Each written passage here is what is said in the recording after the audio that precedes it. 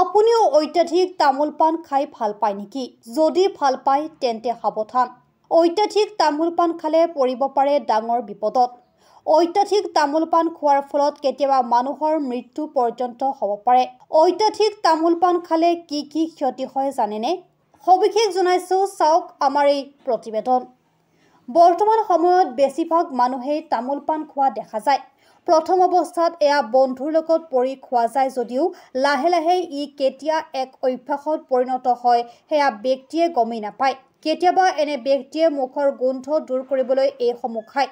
কিছুমানে আকৌ অনুসন্ধিৎসু মনৰ বাবে এই অভ্যাসৰ বশৱৰ্তী হয়। তাৰ পিছতে এই গুটখাই তথা ধঁপাতযুক্ত সামগ্ৰীৰ গ্ৰাসত এজন ব্যক্তি দিনক দিনে বেয়াৰ পৰা বেয়া পৰ্যায়ত উপনীত হয়।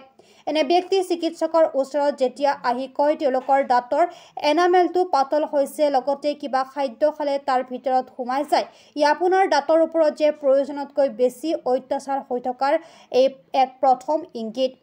অত্যাধিক গুটখা বা তামোল খোৱাৰ বাবে দাঁতৰ এনামেলটো পাতল হৈ যায় বা নাইকিয়া হ'বলৈ আৰম্ভ কৰে, যাৰ ফলত কিবা বস্তু খালে তাৰ ভিতৰত সোমাই যায়। এইসমূহ অত্যাধিক সেৱনৰ ফলত আমাৰ দাঁতৰ মাজৰ যিটো যোগসূত্ৰ সেইটো নোহোৱা হৈ যায়, যাৰ ফলত তামোল, গুটখা আদি দাঁতৰ মাজত ৰৈ যায়। বহুতে এইবোৰ দাঁতৰ মাজৰ পৰা খুচুৰি খুচুৰি উলিয়াই থাকে। বহুতেতো সেই গুটখাৰ পেকেটৰো খুচুৰি থাকে। এনেকৈ খুচুৰি থকাৰ বাবে দুটা দাঁতৰ মাজত যিটো ব্যৱধান সেইটো বৃদ্ধি পায়।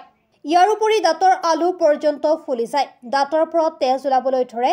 গুটখা, তামোল আদিৰ ফলত সঘনাই আলচাৰ বা ঘাৰ সমস্যাও হ'ব পাৰে। তাৰ ফলত অৰেল সাবমিউকাছ ফাইব্ৰছিছ আদিৰ সমস্যা হ'ব পাৰে। মুখৰ ভিতৰত কেতিয়াবা বগা বগা গুটি উঠা দেখা যায়। ইয়াৰ চিকিৎসা সোনকালে নকৰিলে ই বিপদজনক হ'ব পাৰে। বহুতে ইয়াক অৱহেলা কৰাও দেখা যায়। এইসমূহ সমস্যাৰ পৰা পৰিত্ৰাণ পাবলৈ হ'লে গুটখা বা তামোল পান খোৱাৰ যি অভ্যাস বাদ দিব লাগে।